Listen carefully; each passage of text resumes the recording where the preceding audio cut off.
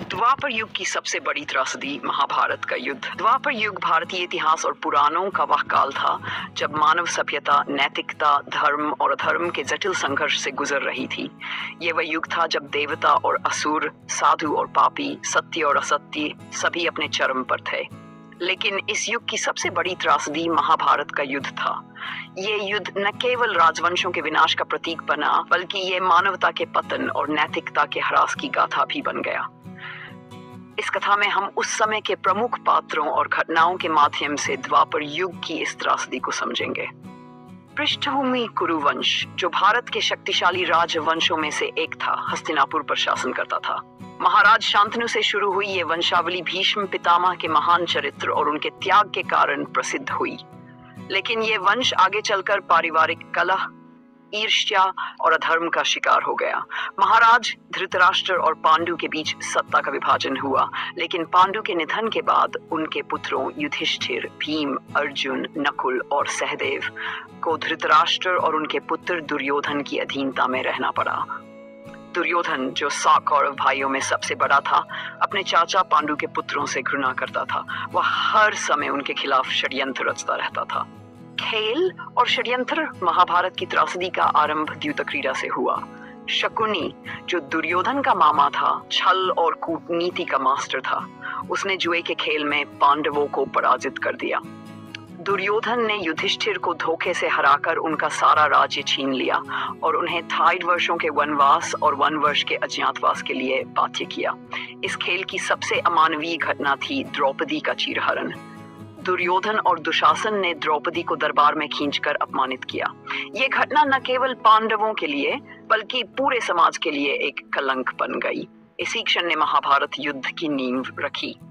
युद्ध की घोषणा, अज्ञातवास के बाद पांडवों ने अपना राज्य वापस मांगा, लेकिन दुर्योधन ने उनकी 1 इंच जमीन भी देने से इनकार कर दिया। भगवान श्री कृष्ण ने अंतिम प्रयास के रूप में शांति प्रस्ताव रखा, लेकिन दुर्योधन ने उसे भी ठुकरा दिया।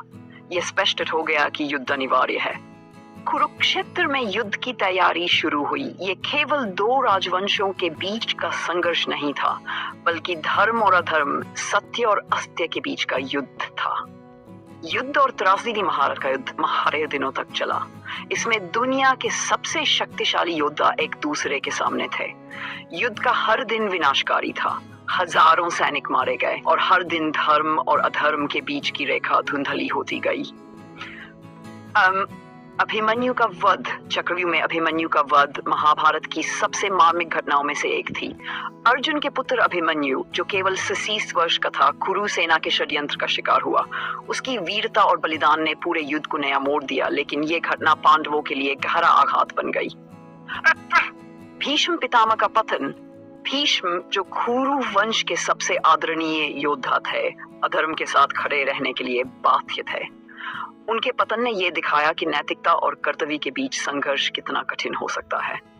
द्रोणाचार्य और कर्ण का अंत। द्रोणाचार्य, जो युद्ध के सबसे महान गुरुओं में से एक थे, अपने पुत्र अश्वत्थामा की झूठी का समाचार सुनकर शोक में युद्ध भूमि में गिर पड़े।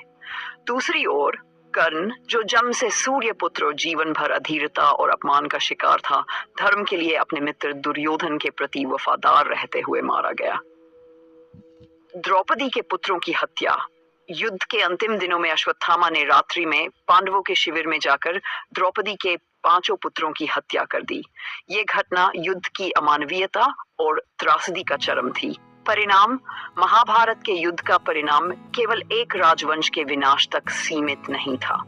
ये पूरे समाज के नैतिक पतन और मानवता के लिए चेतावनी बन गया।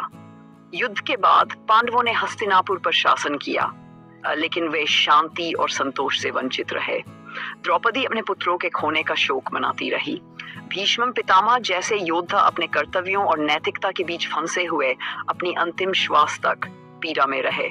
श्री कृष्ण ने इस युद्ध के माध्यम से धर्म की स्थापना की, लेकिन ये धर्म भी अत्यधिक पीड़ा और विनाश की कीमत पर स्थापित हुआ। महाभारत द्वापर युग का दर्पण। महाभारत का युद्ध द्वापर युग की सबसे बड़ी त्रासदी थी, क्योंकि यह केवल भौतिक विनाश नहीं था, ये मानवता के नैतिक पतन और सामाजिक मूल्यों के ह्रास का प्रतीक था। ये हमें ये सिखाता है कि शक्ति, अहंकार और अधर्म की ओर झुकावन तो विनाश की ओर ले जाता है। यह त्रासदी आज भी हमें यह सोचने पर मजबूर करती है कि क्या युद्ध और हिंसा किसी समस्या का समाधान हो सकते हैं। द्वापर युग की हत्या एक चेतावनी है कि अधर्म और अन्याय का मार्ग केवल विनाश की ओर ले जाता है। हिंदी में इस ऐतिहासिक दृष्टिकोण को साझा करने का उद्देश्य केवल यह है कि हम अपने अतीत से सीख सकें और भविष्य के लिए एक बेहतर समाज का निर्माण कर सकें।